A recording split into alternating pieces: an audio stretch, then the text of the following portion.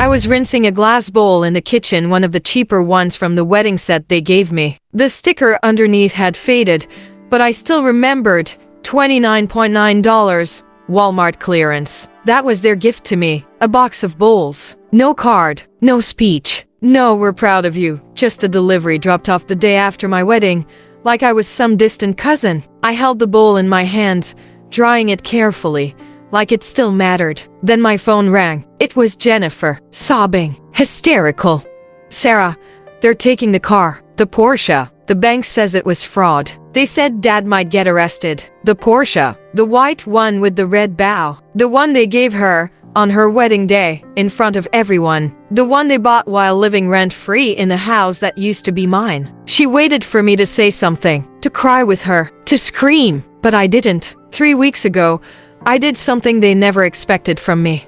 From the daughter they only remembered when they needed a signature. I stayed quiet, and I protected myself. My name is Sarah. I'm 34 years old, and I finally learned that silence isn't weakness. Sometimes, it's power. Being the forgotten daughter happened slowly, then all at once. My wedding was simple. Backyard ceremony, 20 people, neighbor with a camera. I'd planned everything myself, paid for everything myself, invited my family 2 months early. My parents arrived 40 minutes late.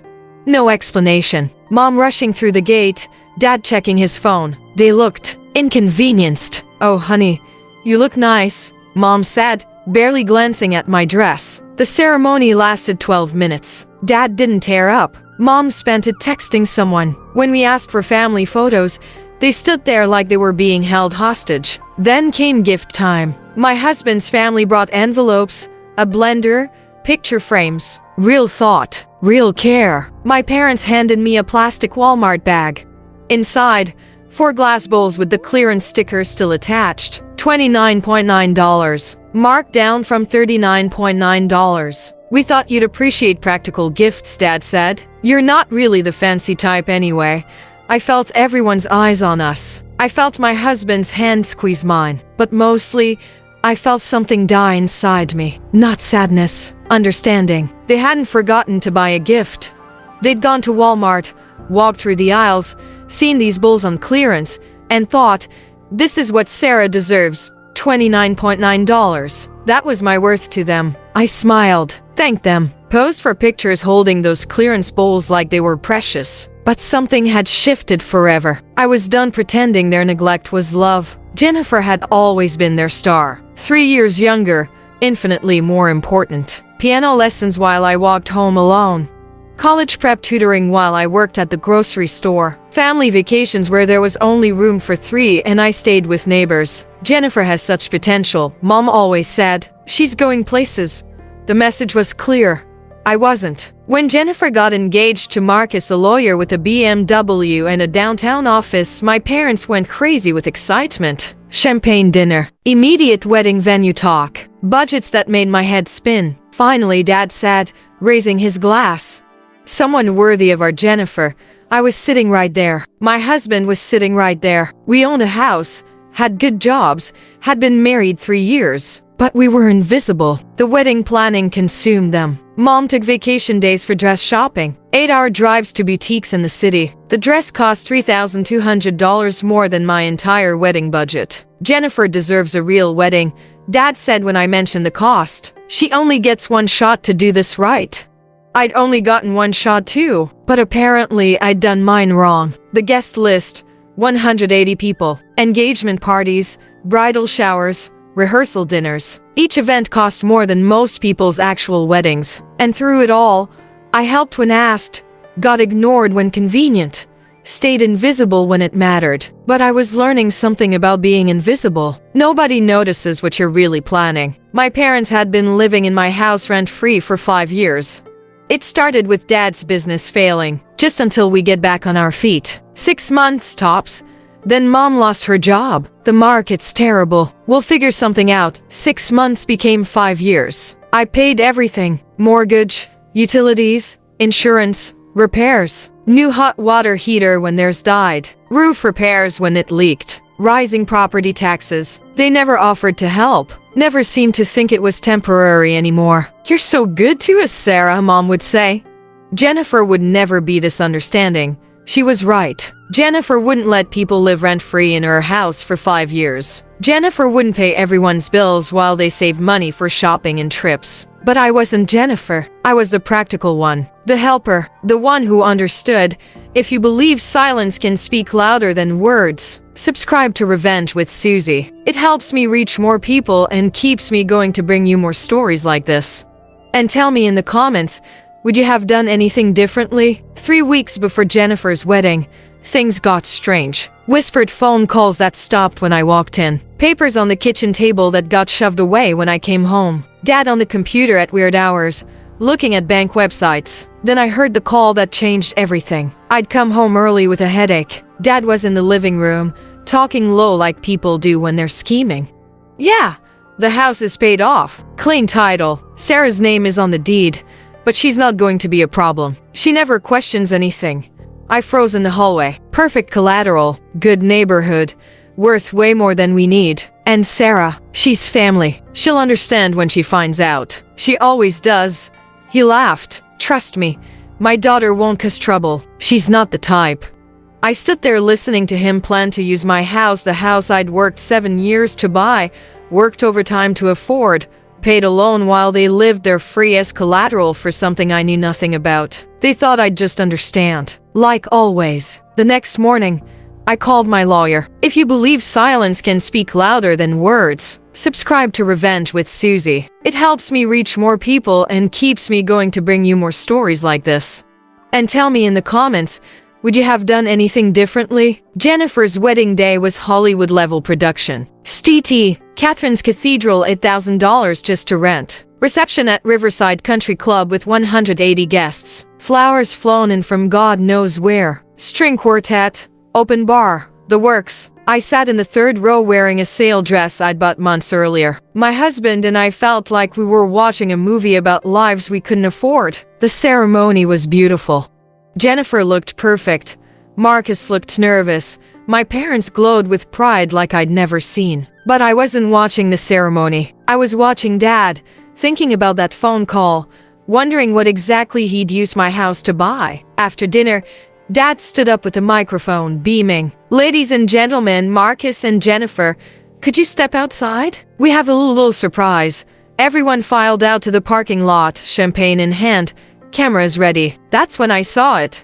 And I'll never forget that moment as long as I live. They'd closed off the street. Actually closed it off with cones and ribbon like a movie premiere. There was a red carpet leading from the club entrance to the parking lot. Professional photographers, not just wedding photographers, but car photographers with special lighting. A crowd of neighbors had gathered on the sidewalk, phones out, filming whatever was about to happen. And there it was, a brand new Porsche 911, pearl white, spotless, gleaming under the parking lot lights like it was on a showroom floor. But it wasn't just the car. It was the presentation. Giant red velvet bow across the hood, so big it looked like a movie prop.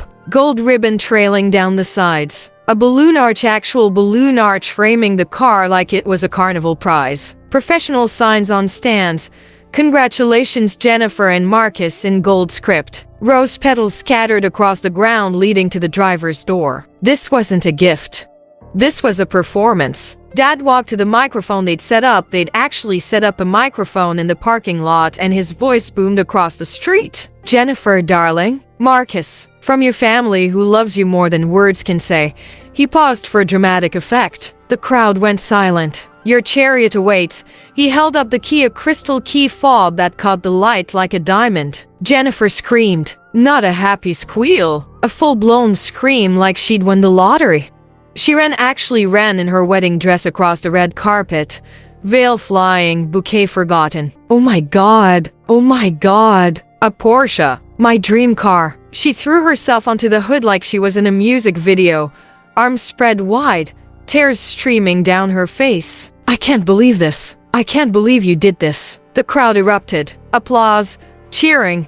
Camera flashes going off like paparazzi. Mom was sobbing proud. Joyful tears taking video with her phone, saying over and over, my baby girl, my beautiful baby girl. Dad was accepting handshakes and back pats like he'd personally engineered the car. People asking how he pulled this off. him just smiling mysteriously. "When you love your daughter this much," he said to the cameras, "you find a way."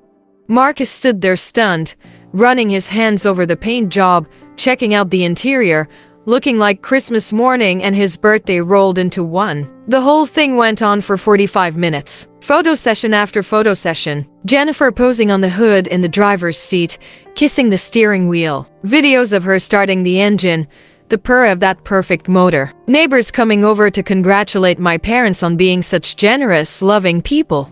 How wonderful to see a family that takes care of each other like this. Your daughter is so lucky to have parents like you. This is what real family love looks like. I stood in the back of the crowd, invisible as always, watching my sister live out what looked like a fairy tale. And all I could think about was a plastic Walmart bag with $29.9 clearance bowls. That's when I knew for certain, this wasn't about love. This was about who they thought deserved their love.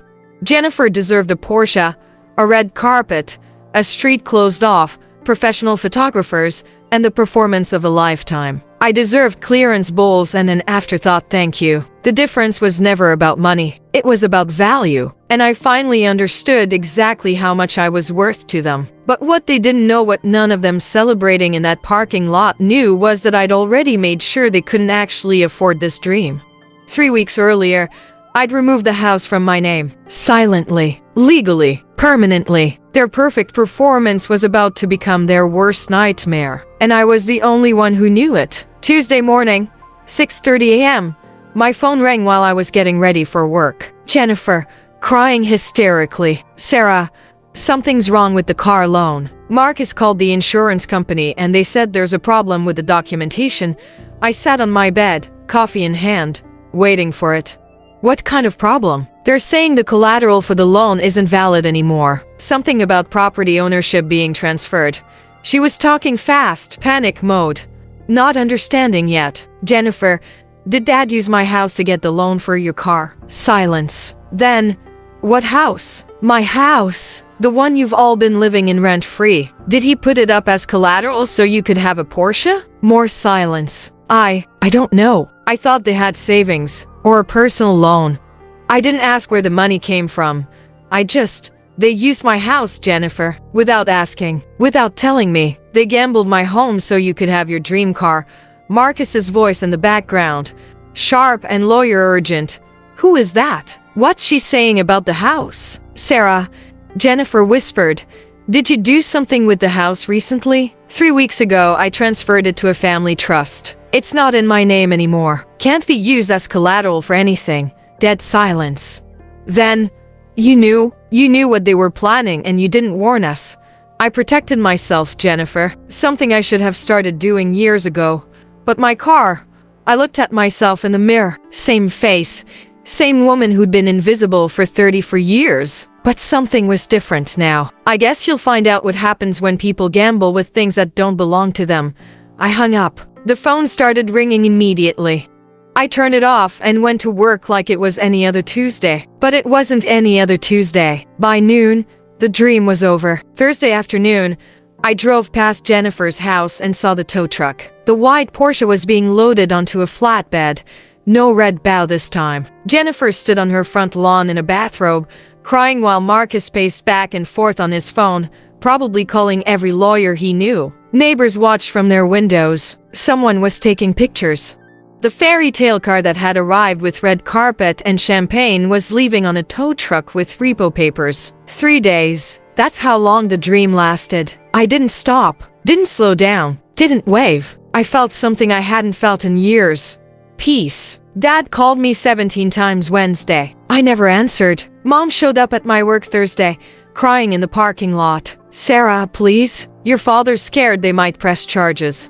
Can't you put the house back in your name? Just temporarily?" I sat in my car looking at this woman who'd given me clearance bowls and thought that was enough. Who'd lived in my house for 5 years without paying a dime. Who'd cried tears of joy watching Jennifer get a Porsche bought with my financial security. No, but Jennifer's car is gone. She's devastated. That's not my problem anymore. Sarah, she's your sister. She's the sister who got a Porsche while I got Walmart bowls. She's the sister you chose over me every single day of our lives, Mom's face went through several expressions before landing on something I'd never seen. Fear. You're really not going to help fix this? I did help. For 5 years, I helped by paying your rent, utilities, repairs. I helped by staying quiet when you treated me like I was invisible. I helped by never asking for anything back. I started my car. I'm done helping. By Friday, everyone knew. Small town. Big scandal. Did you hear about the Millers? Used their daughter's house to buy a car without telling her. I heard she protected herself just in time. The car got repossessed right off their driveway. Jennifer stopped posting on social media. The wedding pictures came down. Marcus started working late every night, probably embarrassed to come home. My parents found a lawyer, but there wasn't much he could do. They'd used forged documents. Could have been charged with fraud if the bank wanted to push it. Instead, they just had to live with everyone knowing exactly what kind of people they really were. The kind who'd gamble their daughter's house for another daughter's dream car. The kind who'd give one child clearance bowls and the other child a Porsche. The kind who'd assume the invisible daughter would just understand. Again, 6 months later, I got a text from Jennifer. Mom and Dad found an apartment. Small, but it's what they can afford now. I didn't respond. A month after that, Sarah, I know you're angry, but can't we talk? This family is falling apart. I didn't answer. Christmas passed without contact. My birthday came and went unacknowledged, which wasn't new. What was new was that I didn't care anymore. For 34 years, I'd been the invisible daughter, the practical one, the helper who never needed help, the daughter who got clearance gifts and was grateful for them. I'd been the daughter they counted on to always understand, always forgive, always be there when they needed something. But understanding is a choice. Forgiveness is a choice. Being available is a choice. And I'd finally learned to choose differently. Last month, I got a handwritten letter from Jennifer. Not a text, but actual paper, like she'd spent hours writing and rewriting it. She apologized for not knowing about the house. Said she never would have accepted the car if she'd known how they got it. Said she missed me and wanted to rebuild our relationship on honest ground this time. It was a good letter. Sincere, thoughtful. The kind of awareness that only comes after real consequences hit. I read it twice, then put it in a drawer next to those $29.9 bowls I'd never used. Some people might call what I did forgiveness. Others might call it revenge. I call it freedom. I still live in my house. Mine completely now, protected by trust that can't be touched by anyone else's dreams or schemes. I've repainted the rooms my parents used, hung my own pictures where theirs used to be. Sometimes I walk through those rooms and remember the phone conversation I overheard, the assumptions they made, the way they planned to use what I'd worked for without ever thinking to ask. And sometimes I remember Jennifer's scream of joy when she saw that Porsche, the pure happiness in her voice when she thought she'd been given something precious. It must have been nice feeling that loved, that chosen, that worth sacrificing for. I wouldn't know what that feels like, but I know something else now. I know what it's like to choose myself first, to protect what I've built instead of letting others spend it, to stop explaining, stop helping, stop being grateful for scraps. I know what silence can do when you use it on purpose. The clearance bowls are still in my kitchen drawer, still in their original packaging. $29.9, marked down from $39.9. Sometimes I look at that price tag and remember the exact moment I understood my value to them. And then I remember the exact moment I decided they were wrong. They thought quiet meant weak. They learned the difference. I stayed silent. They noticed eventually, and that's been enough.